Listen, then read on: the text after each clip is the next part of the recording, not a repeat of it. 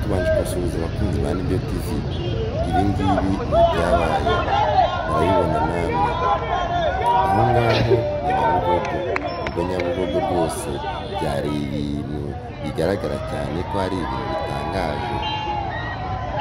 Dore bisi umuvandimwe yarijijwe arizwa n'uruhinja ku munsi w'abakundanye, nibwo twabibonye twigegogo na kamera zacu za Nibyo TV. Byari bimeze bite rero? Dore umuhungu yikundiye umukobwa aramwereka ati tuzatembera umunsi umwe ku munsi w'abakundanye. Baratembera bagera Nyabugogo. Ubwo bari bageze Nyabugogo muri za zebra crossing, niwo umuhungu rwose yagize ati reka ngutere ivi nkwereke ko ngukunda. Umwana w'umuhungu aramubwira ati ndagukunda. Umukobwa nawe arabyanga yanga kubyemera, afata n'akarabo yari yamuhaye arakajugunya. Abahungu batatu baraza bagira bati haguruka twigendere, uriya mwihorere n'ubugome, turabiteretse ku munsi w'abakundanye.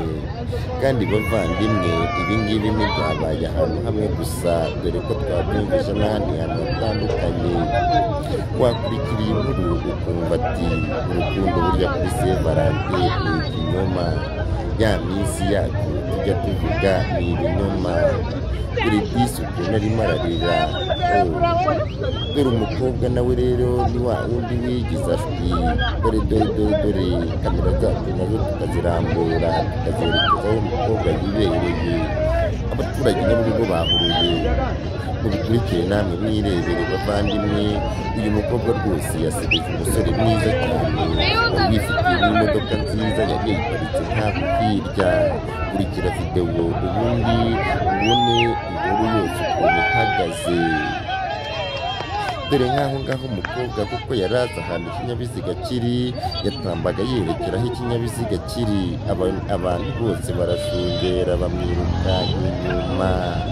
Dore turabibonamo nka filime ikomeye cyane yo kwishyanya umunsi w'abakundanye. Dore Nyabugogo abantu bose bashungereye, nta muntu n'umwe yavuye muri botike n'uwari utwise menya ahari atabashije kwihangana. Umusore baramwihanganisha bisi, baramunyuza aho ngaho hagati y'udukorodori kugira ngo bamugeze aho imodoka yiwe iri. Bagenzi banjye, dore umusore araritera. Umukobwa nawe agashaka kumwegera ngo amuhoze.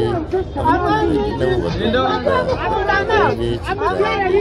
Ibyo twabonye agafilime ka Nyabugogo uyu munsi w'abakundanye ku itariki 20 zabo, ubwo ngubwo azahora azitekereza. Cyangwa uyu munsi twawita itariki 60 cyangwa itariki 200, kubera ko ni umunsi waruse kuba ari itariki 14 z'umunsi w'abakundanye, ariwo witwa Saint Valentin. Dore abasore bose batagaye, abasore bose baragira bati mureke uwagwanze ntabwo azagukunda. Umwana w'umuhungu ari kurira, baramuherekeza abasore bamurandase, baramujyana rwose bamwerekeza ahantu ibinyabiziga byari byabaye byinshi mu muhanda. Umunyamakuru wacu wa Nibyo TV yajyanye kamera ziwe azerekeza n'ahantu imodoka yari iherereye. Ibingibi ni igitangaza. Nubwo bamwe bavuga ngo barakundana, burya ni nawo munsi wo kwangana. Dore n'abandi barimo hirya barimo baravuga bati nanjye uyu munsi sinjya dore ko n'ubundi ari umunsi w'ibinyoma gusa. Ni umunsi wo kurya utwawe, batatubona bakakureka. Dore wasanga uyu nguyu yari yarariye amamiliyoni akayamara. Dore ubwo bari begereje aha ngaha ni naho ikinyabiziga cyari kiri. Dore ubu ngubu bagiye kukigeraho. Najyanye kamera zanjye zijyana aho ngaho inyuma. Dore umukobwa nguwo yigize ashwi.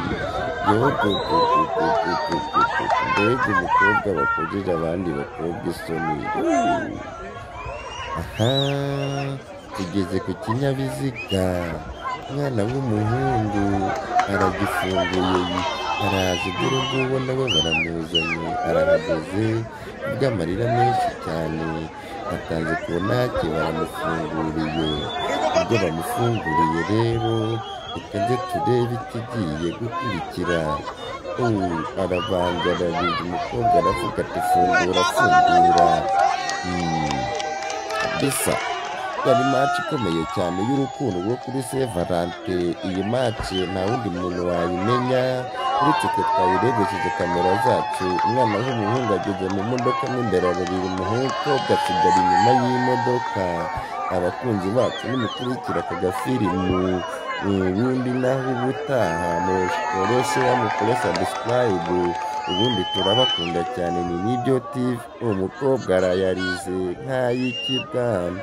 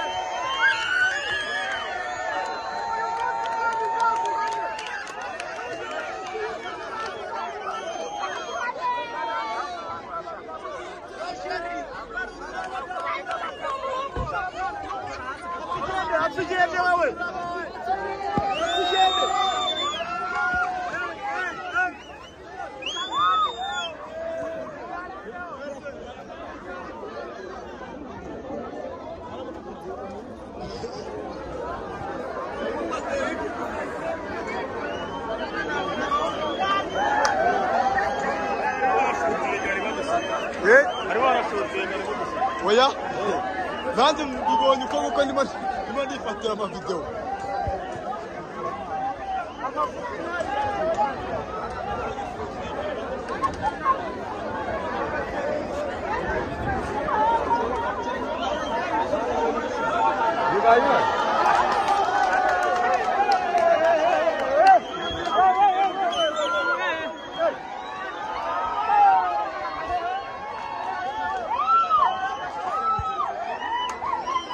Munga tere undi vi. Munga tere.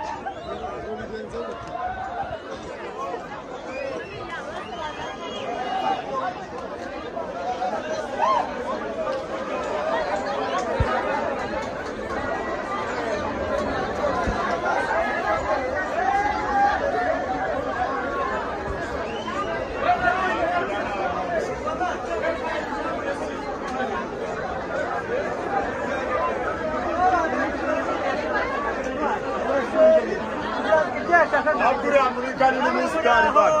Uriya Amerikani byashakaga n'umusikari. None se ubaye amafufu. Uriya Amerikani n'umusikari. Uriya musikari.